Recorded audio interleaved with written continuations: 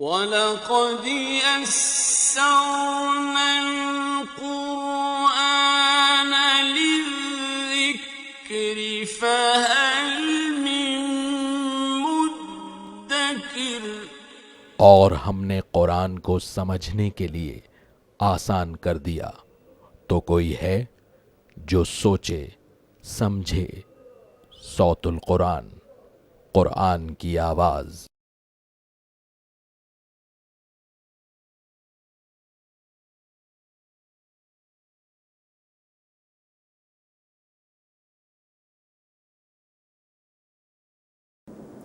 نحمده ونصلي على رسوله الكريم اما بعد فاعوذ بالله من الشیطان الرجیم بسم اللہ الرحمن الرحیم الف لام را تلک آیات الکتاب المبین صدق اللہ العظیم۔ سورہ یوسف کا ہم آغاز کر رہے ہیں۔ قرآن حکیم میں یہ سب سے زیادہ منفرد مزاج کی صورت ہے۔ ایک ہی صورت میں ایک ہی نبی یعنی یوسف علیہ السلام کے حالات کو مستقلاً بیان کیا گیا ہے۔ قرآن حکیم میں ہم نے سورۃ الاعراف کا مطالعہ کیا، سورہ ہود کا مطالعہ کیا، اس میں رسولوں کے حالات کا بیان تھا، اور پھر رسولوں نے جو دعوت قوم کے سامنے پیش کی، قوم کا رویہ کیا رہا، قوم کا انجام کیا ہوا، اس کا ذکر ہے۔ لیکن اس صورت میں ہم دیکھیں گے کہ یوسف علیہ السلام کے ذاتی حالات کو بھی بیان کیا گیا ہے۔ اسے قصص النبیین کہا جاتا ہے، یعنی انبیاء کے حالات اور واقعات کا بیان۔ قرآن حکیم میں ایسی ایک اور مثال سورہ طٰہٰ میں ہے، جس میں ابتدائی تقریباً 5 رکوعوں میں حضرت موسیٰ علیہ السلام کے ذاتی حالات کو بیان کیا گیا ہے۔ مزید نوٹ فرمائیے کہ یوسف علیہ السلام کا جو پیریڈ ہے وہ تقریباً عیسیٰ علیہ السلام سے 1900 سال پہلے کا ہے، یعنی 1900 BCE یہ پیریڈ ہے یوسف علیہ السلام کا۔ مزید نوٹ کیجئے کہ بنی اسرائیل میں سے جو یہود آباد تھے مدینے میں، وہ سوال کرتے تھے مشرکین کے ذریعے سے کہ جن رسول صلی اللہ علیہ وسلم نے نبوت کا دعویٰ کیا ہے، ان سے یہ پوچھو کہ بنی اسرائیل ہماری تاریخ میں مصر کیسے پہنچے تھے، تو اگر وہ بتا دیں، گویا ان کا کہنا یہ تھا، تو ہم ان کو رسول مان لیں گے۔ تو یہ پوری سورہ مبارکہ اللہ تعالیٰ نے نازل فرمائی ہے، یہ سورہ یوسف، جس میں یوسف علیہ السلام کے حالات کو تفصیل سے بیان کیا گیا، اور یہ وضاحت بھی انشاءاللہ تعالیٰ آ جائے گی کہ جب یوسف علیہ السلام کو اللہ نے ایک بہت بڑا منصب مصر میں عطا فرما دیا، تو انہوں نے اپنے گھر والوں کو بھی وہیں بلا لیا تھا، اور بنی اسرائیل پھر اس کے بعد وہیں آباد رہے تھے۔ تو گویا اس صورت کا نزول نبی کریم صلی اللہ علیہ وسلم کی رسالت کی صداقت کی بہت بڑی دلیل بھی ہے کہ اتنے برسوں پہلے کے حالات کو نبی صلی اللہ علیہ وسلم واضح طور پر بیان کر رہے ہیں۔ تو گویا اللہ ہی کی طرف سے آپ کو حقیقی علم عطا کیا گیا ہے کہ جس کے بنیاد پر آپ نے یہ سب کچھ بیان فرمایا۔ مزید نوٹ فرمائیے کہ واقعہ اور تفصیلات یوسف علیہ السلام کے حوالے سے بیان ہو رہی ہیں، لیکن بٹوین دا لائنز، بین السطور، مشرکین مکہ کو بھی تنبیہ کی گئی ہے کہ دیکھو جس طرح یوسف علیہ السلام کے بھائیوں نے ان کے خلاف کچھ معاملہ اختیار کیا، کوئی سازش کر لی تھی، اور اللہ نے ان کی حفاظت فرمائی، اور اللہ نے ایک بہت بڑا منصب مصر میں ان کو عطا فرما دیا۔ تو اے مشرکین مکہ، جس طرح ان کا معاملہ ہوا، ایسے ہی معاملہ محمد کریم صلی اللہ علیہ وسلم کا بھی ہوگا کہ اگر تم نے ان کے خلاف سازش کرنے کی کوشش کی تو اللہ ان کے پشت پناہی فرمائے گا، اللہ ان کو کامیابی عطا فرمائے گا۔ تو گویا داستان یوسف میں نبی کریم صلی اللہ علیہ وسلم کی سیرت کا بیان آ رہا ہے۔ جو حالات یوسف علیہ السلام پر آئے تھے، ویسے ہی معاملات اللہ کے رسول صلی اللہ علیہ وسلم کے ساتھ پیش آئے، اور اللہ تعالیٰ نے یہ پوری سورہ مبارکہ ان حالات کے حوالے سے نازل فرمائی۔ پہلے رکوع میں ہم انشاءاللہ دیکھیں گے یوسف علیہ السلام نے خواب دیکھا تھا، اس کا ذکر ہے، اور ان کے والد یعنی یعقوب علیہ السلام نے اس کی تعبیر بیان کی تھی، اس پر اللہ کا تبصرہ آئے گا۔ الف لام را، یہ حروف مقطعات ہیں، انہیں علیحدہ علیحدہ پڑھا جاتا ہے، ان کے اصل معنی اللہ ہی کے علم میں ہیں۔ تلک آیات الکتاب المبین، یہ روشن کتاب یعنی قرآن کی آیات ہیں۔ انا انزلناہ قرآنا عربیا لعلکم تعقلون، بے شک ہم نے اس سے یعنی قرآن کو عربی زبان میں نازل کیا ہے تاکہ تم عقل سے کام لو۔ اب قرآن کے جو اولین مخاطب تھے یعنی اہل عرب، ان کی اپنی زبان میں اللہ تعالیٰ نے قرآن ان کو عطا فرمایا تاکہ ان کے لیے سمجھنا آسان ہو جائے۔ مزید یہ نوٹ فرمائیے کہ عربی دنیا کی سب سے زیادہ رچ زبان ہے، سب سے زیادہ فصیح زبان ہے۔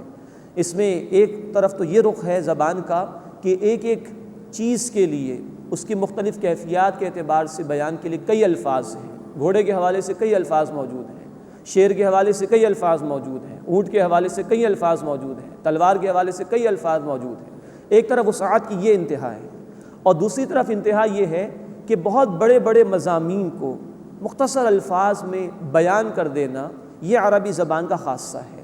تو اللہ نے اپنی آخری کتاب کے لیے اس زبان کو منتخب فرمایا جو دنیا کی سب سے زیادہ رچ، دنیا کی سب سے زیادہ فصیح زبان ہے۔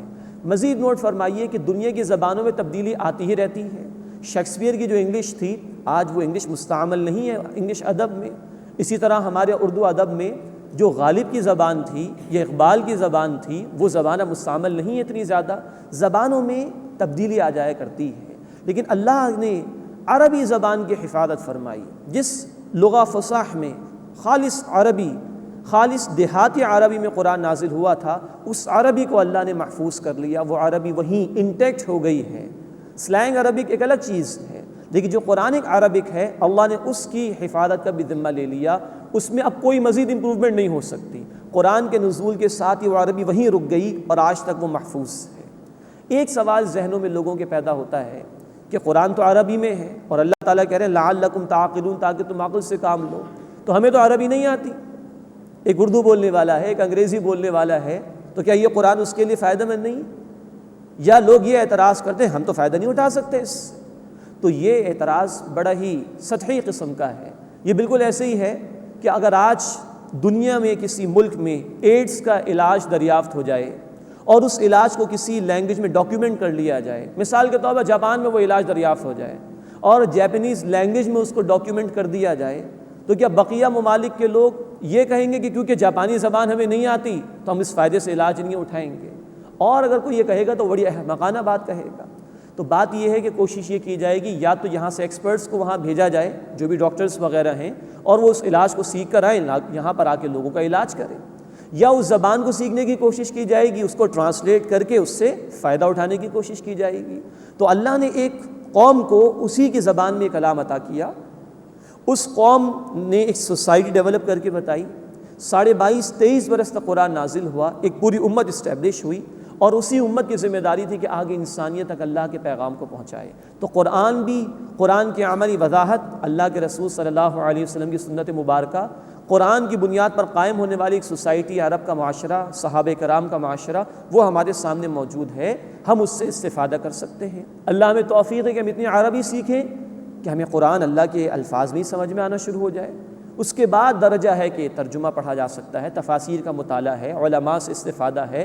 تو بہرحال سیکنڈری لیول یہ ہے کہ جو عربی نہیں بھی جانتے تو کئی ذرائع اللہ نے ان کو عطا فرمائے، اور جس دور میں آج ہم رہ رہے ہیں، print media, electronic media, satellite channels, internet, ہر ذریعہ اویلیبل ہے۔ اللہ ہمیں اپنے کلام کو سمجھنے کی اور اس سے ہدایت حاصل کرنے کی اور اس کے تقاضوں پر عمل کرنے کی توفیق عطا فرمائے۔ انا انزلناہ قرآنا عربیا لعلکم تعقلون، بے شک ہم نے اس سے یعنی قرآن کو عربی زبان میں نازل کیا ہے تاکہ تم عقل سے کام لو۔ نحن نقص علیک احسن القصص، اے نبی صلی اللہ علیہ وسلم ہم آپ پر ایک بہت ہی عمدہ قصہ بیان کرتے ہیں، بما اوحینا الیک ھذا القرآن، اسے کہ ہم نے آپ کی طرف یہ قرآن وحی کیا ہے، وَإِن كُنْتَ مِن قَبْلِهِ لَمِنَ الْغَافِلِينَ، اور بے شک اس سے پہلے آپ ناواقف لوگوں میں سے تھے۔ تو یہ اللہ تعالیٰ کا خاص انعام ہے کہ اتنے صدیوں پرانے حالات اور واقعات کو اتنی وضاحت کے ساتھ وہ اپنے حبیب صلی اللہ علیہ وسلم کو بیان فرما رہا ہے، اور یہ بیان گویا کہ نبی کریم صلی اللہ علیہ وسلم کی رسالت کی صداقت کی بہت بڑی دلیل بھی ہے۔ اب یوسف علیہ السلام کا واقعہ شروع ہو رہا ہے، انہوں نے خواب دیکھا تھا، اس کا ذکر آ رہا ہے۔ اذ قال یوسف لابیہ، یاد کرو جب یوسف علیہ السلام نے اپنے والد سے کہا یعنی یعقوب علیہ السلام، یا ابت انی رأیت احد عشر کوکبا والشمس والقمر، اے میرے والد صاحب بے شک میں نے 11 ستاروں اور سورج اور چاند کو دیکھا ہے، مراد ہے کہ خواب میں دیکھا ہے، رأیتہم لی ساجدین، میں نے انہیں اپنے لیے سجدہ کرتے ہوئے دیکھا ہے۔ یہ خواب انہوں نے اپنے والد صاحب کے سامنے بیان کیا۔ قال یا بنیا، یعقوب علیہ السلام نے کہا کہ اے میرے بیٹے، لا تقصص رؤیاک علی اخوتک، اپنا خواب اپنے بھائیوں سے بیان نہ کرنا، فیکیدوا لک کیدا، کہ وہ تمہارے خلاف کوئی سازش نہ کر بیٹھیں۔ ان الشیطان للانسان عدو مبین، بے شک شیطان انسان کا کھلا دشمن ہے۔ اب غور کیجئے، یہ شیطان کے حملے کا ذکر آ گیا، یہی شیطان تھا جس نے قابیل کو حابیل کے خلاف اقدام کے لیے مجبور کیا تھا، جو آدم علیہ السلام کے 2 بیٹے تھے۔ یہاں یعقوب علیہ السلام کیونکہ اللہ کے نبی تھے، اللہ کے رسول تھے، وہ اس خواب کی جو تعبیر تھی اس کو سمجھ گئے کہ اللہ کو بہت بڑا رتبہ عطا کرنے والا ہے یوسف کو علیہ السلام، تو کہیں بھائیوں کے دل میں حسد پیدا نہ ہو جائے، اس لیے یوسف علیہ السلام کو یہ خواب بھائیوں کے سامنے بیان کرنے سے منع کر دیا کہ کہیں شیطان بھائیوں کو لڑا نہ دے۔ وَكَذَلِكَ يَجْتَبِيكَ رَبُّكَ، اور اسی طرح تمہارا رب تمہیں چن لے گا مراد نبوت کے لیے، وَيُعَلِّمُكَ مِن تَأْوِيلِ الْأَحَادِيثِ، اور تمہیں معاملہ فہمی سکھائے گا، یعنی باتوں کی تہ تک پہنچ جانا اور کسی معاملے میں صحیح طرح فیصلہ کر لینا، یہ علم اللہ تمہیں عطا فرمائے گا۔ اس میں مفسرین نے یہ بھی مراد لی ہے کہ خواب کی تعبیر کا علم بھی اللہ عطا فرمائیں گے۔ تو بہت وسیع علم یہ ہے، معاملہ فہمی، معاملات کے اندر صحیح فیصلے تک پہنچ جانا، خوابوں کی تعبیر کو سمجھ لینا، یہ سب کچھ اللہ تمہیں عطا فرمائے گا۔ وَيُتِمُّ نِعْمَتَهُ عَلَيْكَ وَعَلَىٰ آلِ یعقوب، اور تم پر اپنی نعمت پوری فرمائے گا اور یعقوب علیہ السلام کے گھر والوں پر، کما اتمہا علی ابویک من قبل ابراہیم و اسحاق، جیسے اس اللہ نے اس سے پہلے تمہارے باپ دادا ابراہیم اور اسحاق علیہ السلام پر اسے پورا کیا۔ یعنی یہ خاندان کا سلسلہ چلا آ رہا ہے، ان سب پر اللہ نے رحمتوں کا معاملہ فرمایا، نعمت کا معاملہ فرمایا۔ اے یوسف تمہارے ساتھ بھی معاملہ یہی فرمائیں گے اللہ تعالیٰ، ان ربک علیم حکیم، بے شک تمہارا رب خوب علم رکھنے والا، حکمت والا ہے۔ اب دوسرا رکوع شروع ہو رہا ہے، اس میں بھائیوں کے حسد کا بیان آئے گا، اور بھائیوں نے فیصلہ کیا کہ ان کو کسی کنویں میں ڈال دیا جائے، اپنے گھر سے دور کہیں ڈال کر آ جائیں تاکہ والد صاحب کی توجہ ہماری طرف ہو جائے، اور یوسف علیہ السلام وہاں سے مصر پہنچا دیے گئے تھے، اس کا ذکر آ رہا ہے۔ لقد کان فی یوسف و اخوتہ آیات للسائلین، بے شک یوسف علیہ السلام اور ان کے بھائیوں میں سوال کرنے والوں کے لیے نشانیاں ہیں۔ بنی اسرائیل کے یہود نے بھی سوالات کرائے تھے مشرکین کے ذریعے سے، ان کے لیے بھی جوابات ہیں، اور غور و فکر کرنے والوں کے لیے کئی نشانیاں ہیں۔ اس واقعے کو قرآن نے بہترین واقعہ قرار دیا ہے جو بیان کیا جا رہا ہے۔ اذ قالوا لیوسف واخوہ احب الی ابینا منا، جب انہوں نے کہا کہ ضرور یوسف اور اس کے بھائی ہمارے والد صاحب کو ہم سے زیادہ پیارے ہیں، ونحن عصبہ، جبکہ ہم ایک مضبوط جماعت ہیں، ان ابانا لفی ضلال مبین، بے شک ہمارے والد صاحب تو سری غلطی میں ہیں۔ اب یہ بھائی یوسف علیہ السلام اور ان کے چھوٹے بھائی بنیامین کے متعلق یہ بات کہہ رہے ہیں۔ نوٹ فرمائیے کہ ایک رائے مفسرین کی یہ ہے کہ یعقوب علیہ السلام کی پہلی بیوی سے 10 بیٹے ان کے تھے جن بھائیوں کا ذکر آ رہا ہے، اور ایک اور بیوی سے 2 بیٹے تھے، یعنی یوسف علیہ السلام اور ان کے چھوٹے بھائی جن کا نام بنیامین بیان کیا گیا ہے۔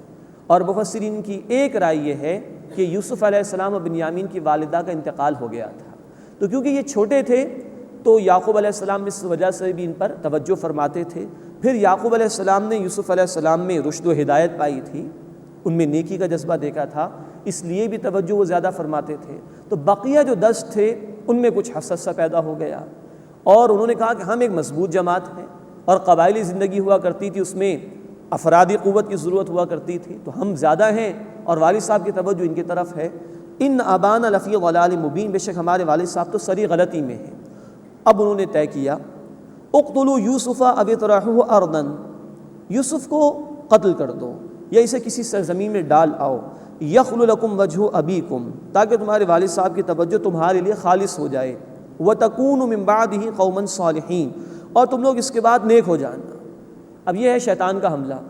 شیطان بالکل الٹی پٹی بڑھاتا ہے انسان کو اور دھوکہ دیتا ہے اس کو۔ آگے چل کر ہم دیکھیں گے انہوں نے یہ چاہا تھا کہ یوسف کو کہیں ڈال آئیں یا قتل کر دیں، تو نہ یوسف ہمارے والد صاحب کے سامنے ہوں گے، نہ والد صاحب کی توجہ ان کی طرف ہوگی، تو ساری توجہ ہماری طرف ہو جائے گی۔ آگے چل کر ہم دیکھیں گے کہ والد صاحب کی توجہ اور بڑھ گئی یوسف علیہ السلام کی طرف، جبکہ وہ گھر سے چلے گئے تھے، بھائی ان کو کہیں دور کنویں میں ڈال آئے تھے۔ تو یہ شیطان کا معاملہ ہے کہ وہ انسان کو بالکل الٹی پٹی پڑھاتا ہے اور دھوکہ دیتا ہے۔ قال قائل منہم، ان میں سے کہنے والے نے کہا، ان کے متعلق رائے کہ یہ سب سے بڑے بھائی یہودا ان کا نام تھا، نسبتاً باقی بھائیوں کے مقابلے میں زیادہ شریف النفس تھے۔ قال قائل منہم، ان میں سے کہنے والے نے کہا، لا تقتلوا یوسف، یوسف کو قتل مت کرو، والقوہ فی غیابۃ الجب، اور اسے ڈال آؤ کسی اندھے کنویں میں، یلتقطہ بعض السیارۃ ان کنتم فاعلین، تاکہ اسے کوئی مسافر اٹھا کر لے جائے، اگر تمہیں کرنا ہے تو یہی کرو۔ قالوا، انہوں نے کہا، یا ابانا ما لک لا تأمن علی یوسف، اے ہمارے ابا جان کیا بات ہے کہ آپ یوسف کے بارے میں ہمارا اعتبار نہیں کرتے؟ وَإِنَّا لَهُ لَنَاصِحُونَ، اور بے شک ہم تو اس کے خیر خواہ ہیں۔ أَرْسِلْهُ مَعَنَا غَدًا، کل اسے ہمارے ساتھ بھیج دیجئے، يَرْتَعْ وَيَلْعَبْ، وہ کھائے اور کھیلے، وَإِنَّا لَهُ لَحَافِظُونَ، اور بے شک ہم اس کی حفاظت کرنے والے ہیں۔ قال، یعقوب علیہ السلام نے فرمایا، إِنِّي لَيَحْزُنُنِي أَن تَذْهَبُوا بِهِ، بے شک مجھے یہ بات غمگین کرتی ہے کہ تم اسے لے جاؤ، وَأَخَافُ أَن يَأْكُلَهُ الذِّئْبُ، اور میں ڈرتا ہوں کہ اسے بھیڑیا کھا جائے، وَأَنْتُمْ عَنْهُ غَافِلُونَ، اور تم اس سے بے خبر رہو۔ خواب کیونکہ دے چکے تھے یعقوب علیہ السلام، تو اندیشے کچھ تھے، اس کا اظہار کر دیا۔ قَالُوا لَئِنْ أَكَلَهُ الذِّئْبُ وَنَحْنُ عُصْبَةٌ إِنَّا إِذًا لَخَاسِرُونَ، انہوں نے کہا کہ اگر اسے بھیڑیا کھا جائے جبکہ ہم ایک مضبوط جماعت ہیں تو اس صورت میں تو ہم بڑے خسارہ اٹھانے والے ہوں گے۔ اب بہرحال والد صاحب مان گئے اور اب بھائی یوسف علیہ السلام کو لے کر چلے۔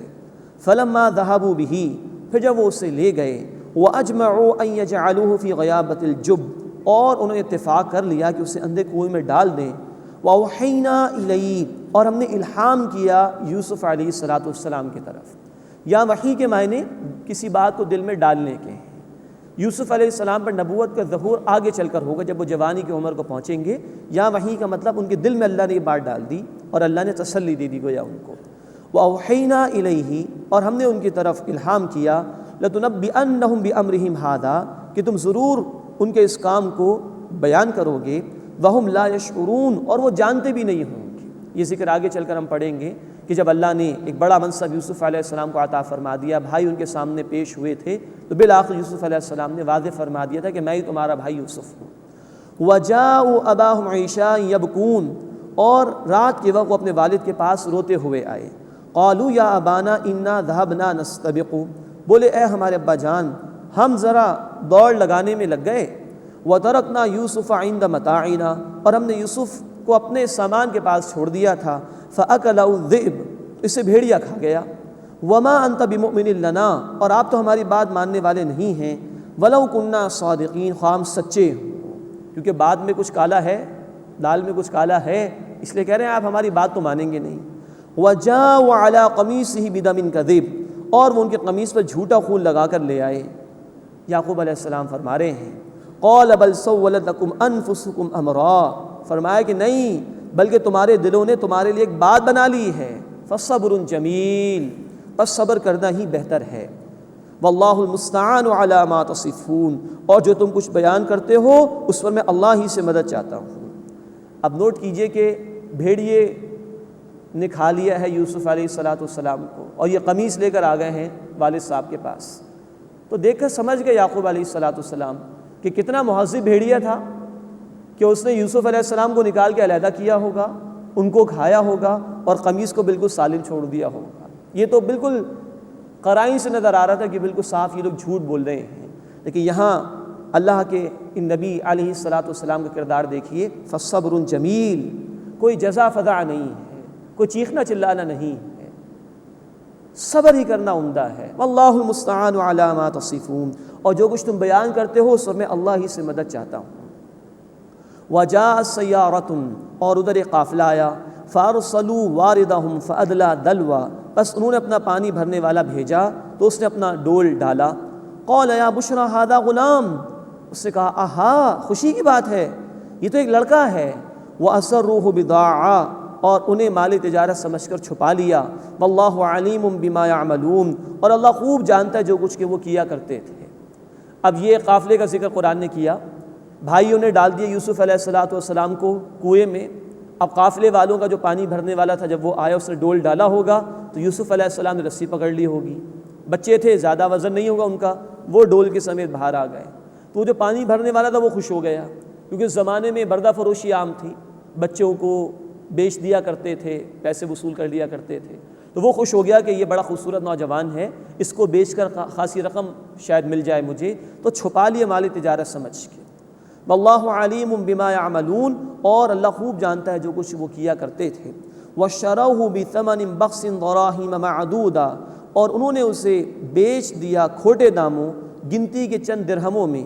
وَكَانُوا فِيهِ مِنَ الزَّاهِدِينَ، اور وہ ان کے معاملے میں دلچسپی نہیں رکھتے تھے، کیونکہ یہ یوسف علیہ السلام جو ان لوگوں کو حاصل ہو گئے تھے، یعنی پانی بھرنے والا اور اس کے کچھ ساتھی ہوں گے، تو انہوں نے کوئی قیمت تو ادا نہیں کی تھی یوسف علیہ السلام کی، تو اپنی تو کوئی کاسٹ لگی نہیں، تو جس دام میں بھی چلے جائے کوئی حرج کی بات نہیں ہے۔ اور پھر یہ بھی خدشہ تھا کہ لوگوں پر واضح نہ ہو جائے کہ کسی بچے کو گرفتار کر لیا ہے، کسی بچے کو بیچنے کا ان کا ارادہ ہے، تو جلدی جلدی بیچ دیا کم داموں کے اندر یوسف علیہ السلام کو۔ وَكَانُوا فِيهِ مِنَ الزَّاهِدِينَ، اور وہ ان کے معاملے میں دلچسپی نہیں رکھتے تھے۔ اس کے بعد تیسرا رکوع شروع ہو رہا ہے۔ اب یوسف علیہ السلام مصر کے بازار میں پہنچ گئے ہیں، وہاں ان کی خریداری ہو رہی ہے، اور مصر کے ایک بہت بڑے صاحب منصب آدمی جس کو عزیز قرآن نے کہا ہے، اس نے یوسف علیہ السلام کو خریدا اور وہ اپنے گھر پہ ان کو لے کر آیا ہے۔ اور یہاں اس گھر میں اس عزیز کی بیوی نے، جس کا مشہور ہو گیا ہے نام زلیخا بائبل کی روایات کے مطابق، اس نے یوسف علیہ السلام کو گناہ کی دعوت بھی دی اور وہ اللہ کے فضل و کرم سے بچ گئے۔ اس کا ذکر بھی اس رکوع میں انشاءاللہ تعالیٰ آئے گا۔ نوٹ فرمائیے کہ قرآن حکیم جب واقعات بیان کرتا ہے تو واقعات کا اتنا پہلو جس میں ہمارے لیے ہدایت کا سامان ہے، نصیحت ہے، قرآن وہی بات بیان کرتا ہے۔ قرآن علاقے کا ذکر بہت کم کرتا ہے، نہ ہونے کے برابر۔ قرآن سن نہیں بتاتا، قرآن لوگوں کے نام نہیں بتاتا۔ یہ تو عام ہماری تاریخ کی کتابوں میں جب ہم پڑھتے ہیں یا بچوں کو ہسٹری پڑھائی جاتی ہے تو یہ باقاعدہ اس کا رٹا لگوایا جاتا ہے۔ قرآن کا معاملہ ایسا نہیں، یہ قصے کی کتاب نہیں ہے، یہ ہدایت کی کتاب۔ تو بڑی تیزی سے واقعات بیان ہوتے ہیں اور وہ پہلو جس میں ہدایت کا سامان ہے وہ ہمارے سامنے پیش کیا جاتا ہے۔ اب دیکھیے کہ یوسف علیہ السلام گھر سے بھی نکل گئے، کنویں سے بھی نکل گئے، مصر میں پہنچ گئے اور وہاں بڑے بھی ہو گئے۔ یہ سارے کا سارا سلسلہ چل رہا ہے بڑی تیزی کے ساتھ۔ تو اصل میں ہدایت کا جو پہلو ہے وہ ہمیں سامنے رکھنا چاہیے۔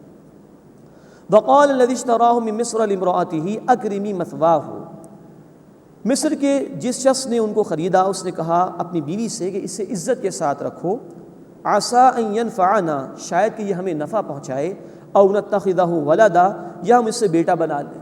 بہت خوبصورت بھی تھے یوسف علیہ السلام، چنانچہ اور کچھ رشد و ہدایت بھی اس شخص نے دیکھی ہوگی تو یہ لے آیا، اور معلوم ہوتا ہے کہ اس کی کوئی اولاد بھی نہیں تھی تو چاہا کہ یوسف علیہ السلام کو اپنا بیٹا بنا لے۔ وَكَذَلِكَ مَكَّنَّا لِيُوسُفَ فِي الْأَرْضِ، اور اسی طرح ہم نے یوسف علیہ السلام کو زمین میں جگہ عطا فرما دی۔ وَلِنُعَلِّمَهُ مِن تَأْوِيلِ الْأَحَادِيثِ، اور انہیں ہم نے معاملہ فہمی سکھا دی، باتوں کے انجام تک پہنچ جانا یہ ہم نے سکھا دیا۔ وَاللَّهُ غَالِبٌ عَلَىٰ أَمْرِهِ، اور اللہ تعالیٰ اپنے کام پر غالب ہے۔ وَلَٰكِنَّ أَكْثَرَ النَّاسِ لَا يَعْلَمُونَ، لیکن اکثر لوگ جانتے نہیں۔ کہاں بھائیوں نے کنویں میں ڈال دیا اور کہاں اللہ تعالیٰ نے مصر کے ایک بہت بڑے صاحب منصب کے گھر میں پہنچا دیا۔ یہی کچھ مشرکین مکہ کو کہا جا رہا ہے، اگر تم رسول اللہ صلی اللہ علیہ وسلم کے خلاف کو سازشیں کرنا چاہو گے تو نوٹ کر لو اللہ اپنے کام پر غالب ہے۔ اللہ نے جیسے یوسف علیہ السلام کی مدد فرمائی تھی، اللہ اپنے حبیب صلی اللہ علیہ وسلم کی مدد فرمانے پر قادر ہے۔ وَلَٰكِنَّ أَكْثَرَ النَّاسِ لَا يَعْلَمُونَ، لیکن اکثر لوگ جانتے نہیں۔ اس کے بعد اب ذکر آ رہا ہے کہ یوسف علیہ السلام جوانی کو پہنچ گئے اور اللہ کی طرف سے ان کو نبوت عطا فرما دی گئی۔ وَلَمَّا بَلَغَ أَشُدَّهُ، اور جب وہ اپنی جوانی کو پہنچ گئے، آتَيْنَاهُ حُكْمًا وَعِلْمًا، ہم نے انہیں حکمت عطا کی اور علم عطا کیا، مراد یہ ہے کہ نبوت سے سرفراز فرما دیے گئے۔ وَكَذَلِكَ نَجْزِي الْمُحْسِنِينَ، اور اسی طرح ہم عمدگی کے ساتھ عمل کرنے والوں کو بدلہ دیتے ہیں۔ اب نوٹ فرمائیے کہ اپنی جوانی کے عروج پر ہیں یوسف علیہ السلام، اور اسی عزیز مصر کی بیوی ان کو گناہ کی دعوت دے رہی ہے۔ سخت آزمائش آ رہی اللہ کے اس نبی علیہ السلام پر، طرح طرح کی آزمائشوں سے اللہ نے گزارا، اور پاکیزہ کردار ہے جو بار بار یوسف علیہ السلام کا ہمارے سامنے آتا ہے۔ وَرَاوَدَتْهُ الَّتِي هُوَ فِي بَيْتِهَا عَن نَفْسِهِ، اور اس عورت نے پھسلانا چاہا انہیں جس کے گھر میں وہ تھے، ان کے نفس کے اوپر قابو رکھنے کے حوالے سے۔ وَغَلَّقَتِ الْأَبْوَابَ، اور دروازے اس نے بند کر دیے۔ وَقَالَتْ هَيْتَ لَكَ، اور وہ بولی آ جلدی کر، معاذ اللہ۔ اب اس عورت نے گناہ کی دعوت دی ہے۔ قَالَ مَعَاذَ اللَّهِ، یوسف علیہ السلام نے فرمایا کہ اللہ کی پناہ، اِنَّهُ رَبِّي أَحْسَنَ مَثْوَایِ، بے شک وہ میرا مالک ہے، اس نے میرا رہنا سہنا بہت عمدہ کیا ہے۔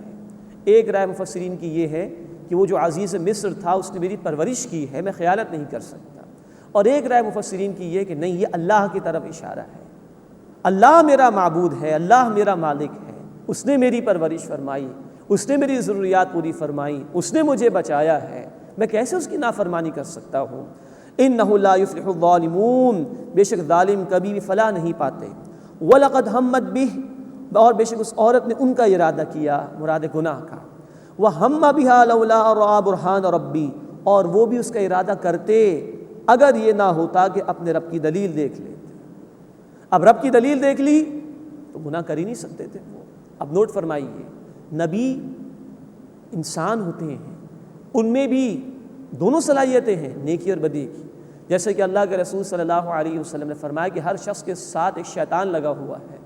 صحابہ میں سے کسی نے پوچھا اللہ کے رسول کیا آپ کے ساتھ بھی؟ فرمایا ہاں میرے ساتھ بھی لگا ہوا ہے، لیکن میں نے اس شیطان کو مسلمان کر لیا ہے۔ یہ ہے اصل میں رسولوں کا معاملہ۔ تو جذبات ہوتے ہیں لیکن اس پر عمل نہیں ہو سکتا، وہ اللہ کی خاص نگرانی میں ہوتے ہیں، تقویٰ کے انتہائی مقام پر ہوتے ہیں، تو ان سے گناہ نہیں ہو سکتا۔ جذبات ہوتے ہیں، گناہ نہیں ہو سکتا، یہی تو کمال ہے۔ جذبات نہ ہو تو وہ تو فرشتوں کا معاملہ ہے، وہ کمال تھوڑی ہے۔ جذبات ہیں لیکن گناہ نہیں ہو سکتا۔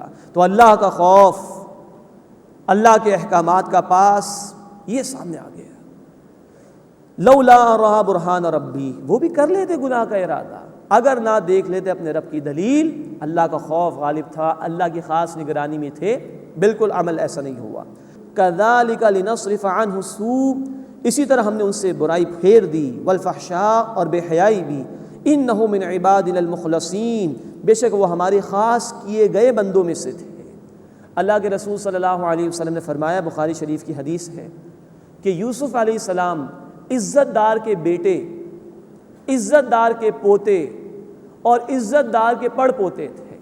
ابراہیم علیہ السلام کے بیٹے اسحاق علیہ السلام، اسحاق علیہ السلام کے بیٹے یعقوب علیہ السلام، یعقوب علیہ السلام کے بیٹے یوسف علیہ السلام۔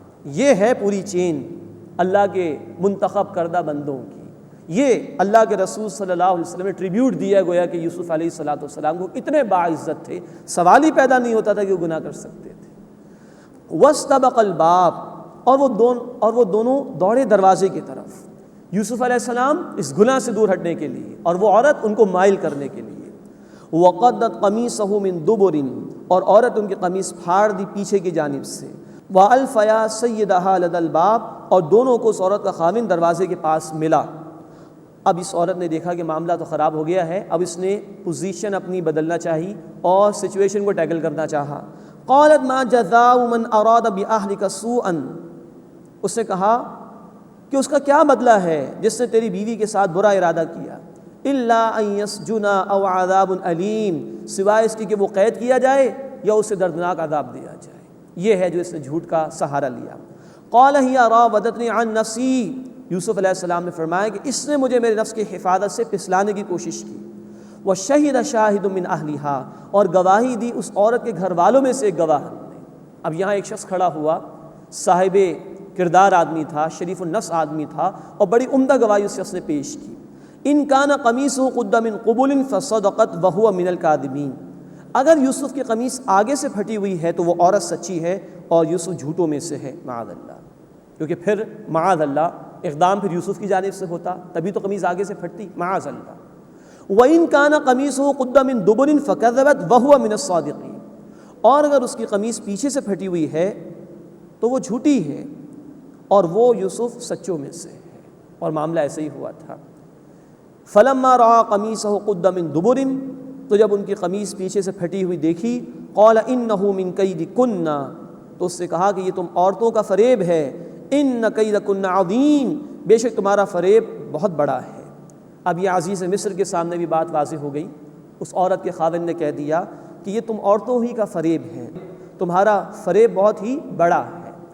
اب یہاں نوٹ فرمائیے کہ یوسف علیہ السلام کی قمیص پیچھے سے پھٹی ہوئی تھی، قرائن سے واضح ہو گیا کہ عورت ہی گناہ گار تھی، اسی نے اقدام کرنے کی کوشش کی تھی۔ یہاں ایک گواہی بہت پوشیدہ موجود ہے، جو قمیص زیر بحث آ رہی ہے وہ یوسف علیہ السلام کی، عورت کے لباس کا ذکر ہی نہیں آ رہا، یہ اور یوسف علیہ السلام کی پاک دامنی کی دلیل ہے۔ ورنہ معاذ اللہ ثم معاذ اللہ، اگر معاذ اللہ یوسف علیہ السلام کی جانب سے وہ اقدام ہوا ہوتا تو عورت کے لباس پر بھی تو شکلیں آنی چاہیے تھیں، اس پر بھی تو کوئی اثرات آنے چاہیے، تو اس کا کوئی ثبوت ہی نہیں۔ تو تمام تر اللہ تعالیٰ نے یوسف علیہ السلام کی پاک دامنی کو بالکل واضح کر دیا۔ تو اس عزیز مصر نے کہا انہ من کیدکن، بے شک یہ تم عورتوں کا فریب ہے، ان کیدکن عظیم، بے شک تمہارا فریب بڑا ہے۔ یہاں نوٹ کیجئے کہ یہ الفاظ اللہ تعالیٰ کے نہیں ہیں قرآن میں جو آئے ہیں، یہ اس عورت کے شوہر کے الفاظ جو اس نے اپنی بیوی کی یہ حرکات دیکھنے کے بعد کہے کہ تم عورتوں کا فریب تو بہت بڑا ہوتا ہے. بعض لوگ اس الفاظ کو مس یوز کرتے ہیں اور عام طور پر خواتین کو کہتے ہیں کہ تم تو ہو ہی بری، تمہارے اندر تو ہے ہی فتنہ، معاذ اللہ. یہ اللہ کے الفاظ نہیں، یہ اس عزیز مصر کے الفاظ ہیں. تو اس طرح کی زیادتی نہ اللہ کی کتاب کے ساتھ کرنی چاہیے، نہ اس طرح کی زیادتی اللہ کے بندوں یا اللہ کی مخلوق کے ساتھ کرنی چاہیے. یوسف اعرض عن ھذا، کہا کہ یوسف اس ذکر کو جانے دو، اس سے اعراض کرو. واستغفری لذنبک، اور اے عورت اپنے گناہ کی بخشش مانگ. انک کنت من الخاطئین، بے شک تو ہی گناہ گاروں میں سے ہے. تو یہاں حضرت یوسف علیہ السلام کی پاک دامنی بالکل واضح ہو گئی. بین السطور، بٹوین دا لائنز نوٹ فرمائیے. اتنا بڑا معاملہ ہو گیا لیکن اس شخص نے صرف اتنا کہنے پر اکتفا کیا کہ اے عورت تو اپنے گناہ کی معافی مانگ لے. کوئی خون کھول جاتا، کوئی انسان کی غیرت جاگ جاتی، ایسا کوئی تصور سامنے نہیں آیا.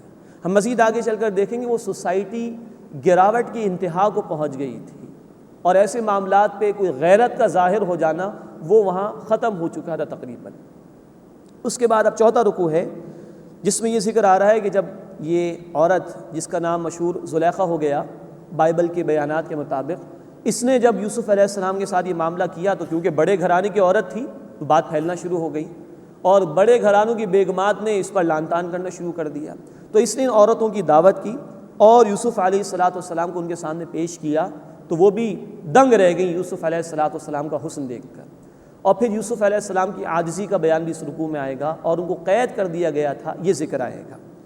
وقال نسوة فی المدینة، اور شہر میں عورتوں نے کہا امرأۃ العزیز تراود فتاها عن نفسه، عزیز کی بیوی نے اپنے غلام کو اس کے نفس کی حفاظت سے پھسلانے کی کوشش کی. قد شغفها حبا، اس کی محبت اس عورت کے دل میں گھر کر گئی ہے. انا لنراها فی ضلال مبین، بے شک ہم تو اسے کھلی گمراہی میں دیکھتی ہیں. اب مرچ مسالے لگا کر یہ باتیں آگے بڑھ رہی ہیں. جب اس کو یہ معلوم ہوا تو اس نے ایک منصوبہ بندی کی. فلما سمع بمکرہن، پھر جب اس عورت نے ان کے فریب کا ذکر سنا، ارسلت الیہن، تو انہیں دعوت بھیج دی. واعتدت لہن متکئا، اور ان کے لیے ایک محفل تیار کی. وآتت کل واحدۃ منہن سکینہ، اور ہر ایک کو ان میں سے اس نے ایک چھری دی. مراد ہے کہ ایسا اہتمام کیا گیا کہ سب خواتین بیٹھ جائیں تکیے وغیرہ لگا کر، ہر ایک کے پاس پھل بھی موجود ہوں اور ایک چھری بھی دے دی. وقالت خروج علیہم، اور اس عورت نے کہا یوسف علیہ السلام سے کہ ان کے سامنے نکلو. فلما رأینہ اکبرنہ، جب ان عورتوں نے یوسف علیہ السلام کو دیکھا تو ان پر ان کا روب چھا گیا. جو حسن اللہ نے یوسف علیہ السلام کو عطا فرمایا تھا وہ ان پر چھا گیا. مسلم شریف کی روایت ہے اللہ کے رسول صلی اللہ علیہ وسلم نے فرمایا کہ اللہ تعالیٰ نے حسن میں سے آدھا حصہ یوسف علیہ السلام کو عطا فرمایا تھا. تو یہ تو ہونا ہی تھا. لیکن یہاں یہ بھی نوٹ فرمائیے کہ حضرت عائشہ رضی اللہ تعالی عنہا فرماتی ہیں کہ جن عورتوں نے یوسف علیہ السلام کو دیکھا تھا اگر وہ محمد صلی اللہ علیہ وسلم کو دیکھ لیتی تو اپنے دلوں پر چھریاں چلا لیتی صلی اللہ علیہ وسلم. اب یہ حضرت عائشہ کی محبت ہے اپنے محبوب صلی اللہ علیہ وسلم کے ساتھ، اس کا انہوں نے ذکر کیا. فلما رأینہ اکبرنہ، بس جب ان عورتوں نے یوسف علیہ السلام کو دیکھا تو ان کا روب یعنی ان کا حسن ان پر چھا گیا. وقطعن ایدیہن، اور انہوں نے پورے اہتمام کے ساتھ اپنے ہاتھ کاٹے. اس کا عام مفہوم یہ بیان کیا جاتا ہے کہ دیکھتے دیکھتے چھری پہلے چلی پھل پر اور پھر ہاتھ پر چل گئی. یہ مفہوم صحیح نہیں ہے عربی لغت کے اعتبار سے. وقطعنا، اہتمام کے ساتھ کاٹا، یعنی ہر عورت نے چاہا کہ یوسف میری طرح توجہ کر لے تو ہاتھ کاٹ کے یوسف کو اپنی طرح متوجہ کرنا چاہا. وقطعن ایدیہن، اور انہوں نے اپنے ہاتھ کاٹ لیے. وقلن حاش للہ، اور کہنے لگی اللہ کی پناہ، ما ھذا بشرا، یہ بشر نہیں ہے، یہ انسان نہیں ہے. ان ھذا الا ملک کریم، یہ تو ایک بزرگ فرشتہ ہے. وہ بھی مرعوب ہو گئی. قالت فذلکن الذی لمتننی فیہ، وہ بولی یہی تو وہ ہے جس کے بارے میں تم نے مجھے ملامت کی. وَلَقَدْ رَاوَدتُّهُ عَن نَفْسِهِ، اور میں نے اسے اس کے نفس کی حفاظت سے پھسلایا. فَاسْتَعْصَمَ، تو اس نے اپنے آپ کو بچا لیا. وَلَئِن لَّمْ يَفْعَلْ مَا آمُرُهُ، اور جو میں کہتی ہوں اگر اس نے نہ کیا، لَيُسْجَنَنَّ وَلَيَكُونَ مِنَ الصَّاغِرِينَ، تو ضرور وہ قید کیا جائے گا اور بے آبرو لوگوں میں سے ہوگا. یہ ہے وہ سوسائٹی. اب یہ عورت بالکل دھڑلے کے ساتھ اعلان کر رہی ہے میں نے اس کو گناہ کی دعوت دی تھی اور مزید بے حیائی کا یہ عالم ہے کہ اگر یہ باز نہیں آیا اور اس نے میری گناہ کی دعوت قبول نہیں کی تو میں اس کو قید کرا دوں گی اور یہ بے آبرو لوگوں میں سے ہو جائے گا۔ یہ ہے کچھ ہزار برس پہلے کی تہذیب، جہاں خاص طور پر ان اونچے گھرانوں میں شرم و حیا کے نام کی کوئی شے ہی نہیں تھی اور علی الاعلان بے حیائی کی دعوتیں ہوا کرتی تھیں۔ آج جس دور میں ہم زندگی بسر کر رہے ہیں، خاص طور پر وہ تہذیب جس کو آج ایک گلوبل سویلائزیشن کے طور پر قبول کر لیا گیا، جو الہی تعلیمات سے دور ہے، اس میں بھی اگر آپ دیکھیں تو گناہ کی دعوت عام ہے، فری سیکس سوسائٹی ہے، نکاح وہ ختم ہو چکے ہیں، we are living together we are not married, یہ نعرے بلند کیے جا رہے ہیں، ہومو سیکچولیٹی عام ہو چکی ہے۔ تو یہ چند ہزار برس پہلے کی تہذیب ہے، اور ایک تہذیب وہ ہے کہ جو آج اس دنیا پر رول کر رہی ہے۔ حاصل یہ کہ جو معاشرہ بھی الہی تعلیمات سے دور ہوگا وہ گراوٹ کی اس انتہا پر پہنچ جائے گا۔ آج بھی دیکھیے فیشن شوز کے نام پر، گلیمر کے نام پر کس طرح ایک عورت کو جو ہے وہ کھلونا بنا دیا گیا ہے۔ قرآن عورت کی نسوانیت کو اور اس کے پردے میں رہنے کو واضح کرتا ہے، اس کی شرم و حیا کو واضح کرتا ہے، جبکہ شیطان کی دعوت یہ ہے کہ وہ لوگوں کو بے حیائی کی دعوت دیتا ہے۔ اب یوسف علیہ السلام ان کا ذکر آ رہا ہے۔ قال رب السجن احب الی مما یدعوننی الی، یوسف علیہ السلام نے عرض کیا کہ اے میرے رب، مجھے قید اس سے زیادہ پسند ہے جس کی طرف وہ مجھے بلاتی ہیں۔ وَإِلَّا تَصْرِفْ عَنِّي كَيْدَهُنَّ أَصْبُ إِلَيْهِنَّ، اور اگر اللہ تو نے مجھ سے ان کے فریب کو پھیر نہیں دیا تو میں ان کی طرف مائل ہو جاؤں گا۔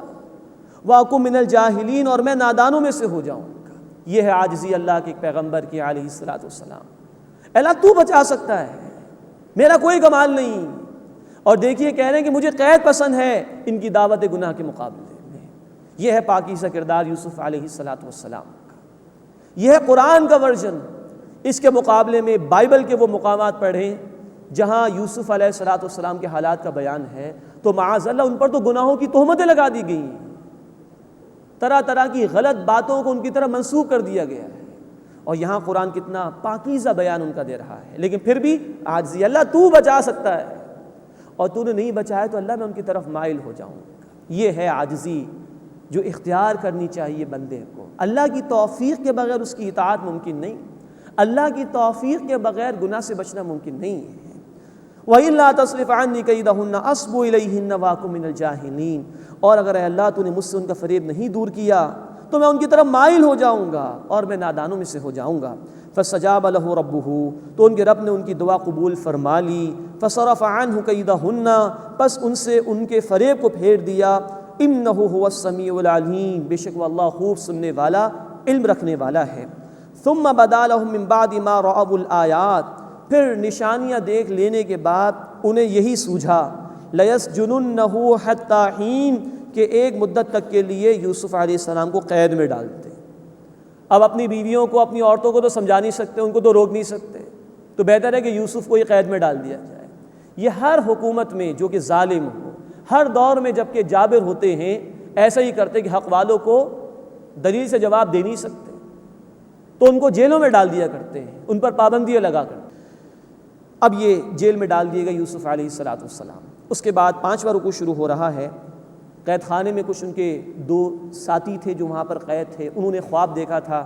یوسف علیہ الصلوۃ والسلام نے ان کے خواب کی تعبیر بھی بیان کی اور دعوت حق ان دونوں کے سامنے پیش کی۔ وَدَخَلَ مَعَهُ السِّجْنَ فَتَيَانِ، اور ان کے ساتھ 2 جوان قید خانے میں داخل ہوئے۔ قَالَ أَحَدُهُمَا، ان میں سے ایک نے کہا، إِنِّي أَرَانِي أَعْصِرُ خَمْرًا، بے شک میں خواب میں دیکھتا ہوں کہ میں شراب نچوڑ رہا ہوں۔ وقال الآخر إني أراني أحمل فوق رأسي خبزا، اور دوسرے کہا کہ میں خواب میں دیکھتا ہوں کہ اپنے سر پر روٹی اٹھائے ہوئے ہوں، تأكل الطير منه، پرندے اس سے کھا رہے ہیں۔ نبئنا بتأويله، ہمیں اس کی تعبیر بتائیے۔ إنا نراك من المحسنين، ہم تو آپ کو نیکوکاروں میں سے دیکھتے ہیں۔ اب دیکھیے یوسف علیہ السلام کا کردار بھی ان کے سامنے تھا۔ ایک داعی حق کے لیے بہت ضروری ہے کہ جب وہ دین کی دعوت دوسروں کے سامنے پیش کرے تو اس کا کردار بھی عمدہ ہونا چاہیے، ورنہ داعی کا برا کردار دین کی دعوت میں رکاوٹ بن جاتا ہے۔ اور your action should speak louder than your word, انسان کا عمل اس کا تاثر زیادہ ہوتا ہے کسی دوسرے پر بنسبت اس کے قول کے۔ تو یہاں یوسف علیہ السلام کو وہ دیکھ کر کہہ رہے ہیں کہ ہم تو آپ کو نیک لوگوں میں سے دیکھتے ہیں. یہ ہے کردار کی گواہی جو وہ مجرمین بھی دے رہے ہیں جو قید خانے میں آئے ہیں. قال لا یأتیکما طعام ترزقانہ، یوسف علیہ السلام نے فرمایا کہ تمہارے پاس کھانا نہیں آئے گا جو تمہیں دیا جاتا ہے، الا نبأتکما بتأویلہ قبل ان یأتیکما، مگر میں تمہیں اس کی تعبیر بتا دوں گا تمہارے پاس اس کھانے کے آنے سے پہلے پہلے. ذالکما مما علمنی ربی، یہ اس علم سے ہے جو میرے رب نے مجھے عطا فرمایا. اب نوٹ فرمائیے کہ کچھ ٹائم لے لیا یوسف علیہ السلام. یہ دعوت کا بڑا اہم اصول ہے اور دیگر اصول بھی یہاں پر آ رہے ہیں کہ دین کی دعوت دینے والا شخص وہ تو تلاش میں رہتا ہے کہ مجھے موقع ملے اور میں دعوت لوگوں کے سامنے پیش کروں. تو اسے کہا کہ میں تعبیر بتاؤں گا لیکن کھانے کے آنے سے پہلے پہلے بتا دوں گا. بہت زیادہ وقت بھی نہیں لے رہے، مختصر وقت میں بات ہو رہی ہے، لیکن یہ کہ وقت لیا تاکہ حق ان کے سامنے بیان ہو. اور توحید کی بات شروع ہو گئی کہ جو کچھ تمہیں بتاؤں گا وہ میرے رب نے مجھے عطا کیا ہے. انی ترکت ملت قوم لا یؤمنون باللہ، بے شک میں نے اس قوم کا دین چھوڑ دیا ہے جو اللہ پر ایمان نہیں لاتے. وہم بالآخرۃ ہم کافرون، اور وہ آخرت سے انکار کرتے ہیں. یہ شرک کی نفی کر دی اور توحید کا بیان بھی آ گیا. واتبعت ملت آباء ابراہیم و اسحاق و یعقوب، اور میں نے اپنے باپ دادا ابراہیم اور اسحاق و یعقوب علیہ السلام کی پیروی کی. شخصیات کا ذکر بعد میں کیا، اللہ کا ذکر پہلے کیا، اور ممکن ہے وہ لوگ واقف ہوں ان ناموں سے، اس لیے یہ ذکر بھی کر دیا. ما کان لنا ان نشرک باللہ من شیء، ہمارے لیے جائز نہیں کہ ہم شریک ٹھہرائیں اللہ کا کسی شے کو بھی. ذالک من فضل اللہ علینا وعلی الناس، یہ ہم پر اور لوگوں پر ہے اللہ کا فضل. ولکن اکثر الناس لا یشکرون، لیکن اکثر لوگ شکر ادا نہیں کرتے. اب سرچنگ کوشچن کا انداز ان کو سوچنے پر مجبور کر رہے ہیں کہ سوچو، بندے کو توحید پر کاربند رہنا چاہیے، شرک کرنا چاہیے. یا صاحبی السجن، اے میرے قید کے ساتھیوں، اارباب متفرقون خیر ام اللہ الواحد القہار، کیا جدا جدا کئی معبود بہتر ہیں یا ایک اللہ جو سب پر غالب ہے. ما تعبدون من دونہ الا اسماء سمیتموها انتم وآباؤکم، تم عبادت نہیں کرتے مگر ان چند ناموں کی جو تم نے رکھ لیے ہیں اور تمہارے باپ دادا نے. یہ جھوٹے معبود ہیں. ما انزل اللہ بہا من سلطان، اللہ نے ان کی کوئی سند نازل نہیں کی. حق بھی بیان کیا اور جہاں غلطی ہے اس کی وضاحت بھی یوسف علیہ السلام کر رہے ہیں تاکہ دعوت پورے دین کے لوگوں کے سامنے رکھی جائے. ان الحکم الا للہ، حکم کا اختیار فقط اللہ کو حاصل ہے. قانون ساز وہی ہے، اطاعت اسی کی کرنا جائز. امر اللہ تعبدوا الا ایاہ، اس نے حکم دیا ہے کہ اس کے سوا کسی کی عبادت نہ کرو. ذالک الدین القیم، یہ ہے سیدھا دین. ولکن اکثر الناس لا یعلمون، لیکن اکثر لوگ جانتے نہیں. پورے دین کی دعوت کا خلاصہ رکھ دیا، توحید کا بیان اور شرک نفی. اب ان کے خوابوں کی تعبیر بتا رہے ہیں. یا صاحبی السجن، اے میرے قید کے ساتھیوں، اما احدکما فیسقی ربہ خمرا، تم میں سے ایک اپنے مالک کو شراب پلائے گا. رب یہاں مالک کے معنی میں کہ وہ اپنے مالک کو جا کے شراب پلائے گا، یعنی کہ تمہارے لیے جان بخشی ہے. وَأَمَّا الْآخَرُ فَيُسْلَبُ فَتَأْكُلُ الطَّيْرُ مِنْ رَأْسِهِ، اور جو دوسرا ہے تو سولی دیا جائے گا، بس پرندے اس کے سر سے کھائیں گے. اس کے لیے ہلاکت کا فیصلہ ہے. قُضِيَ الْأَمْرُ الَّذِي فِيهِ تَسْتَفْتِيَانِ، اس بات کا فیصلہ ہو چکا جس کے بارے میں تم سوال کرتے تھے. یہ حقیقت بیان کر دی یوسف علیہ السلام نے. وَقَالَ لِلَّذِي ظَنَّ أَنَّهُ نَاجٍ مِّنْهُمَا، اور یوسف علیہ السلام نے ان دونوں میں سے کہا اس سے جس کے متعلق انہیں یقین تھا کہ وہ بچ جائے گا، اذکرنی عند ربک، کہ اپنے مالک کے سامنے میرا ذکر کرنا. فانساہ الشیطان ذکر ربہ، بس شیطان نے اس شخص کو بھلا دیا اپنے مالک سے ان کا ذکر کرنا. وہ بھول گیا، نجات تو مل گئی اس کو لیکن ذکر کرنا بھول گیا یوسف علیہ السلام کا. فلبث فی السجن بضع سنین، تو وہ قید میں چند برس تک رہے. یہ بدعہ کا لفظ آتا ہے 3 سے لے کے 9 تک عربی میں. مفسرین نے لکھا ہے کہ تقریباً 7 یا 9 برس تک یوسف علیہ السلام قید میں رہے تھے. اللہ تعالی ہمیں ان واقعات سے ہدایت عطا فرمائے اور عمل کرنے کی توفیق عطا فرمائے. وآخر دعوانا ان الحمد للہ رب العالمین.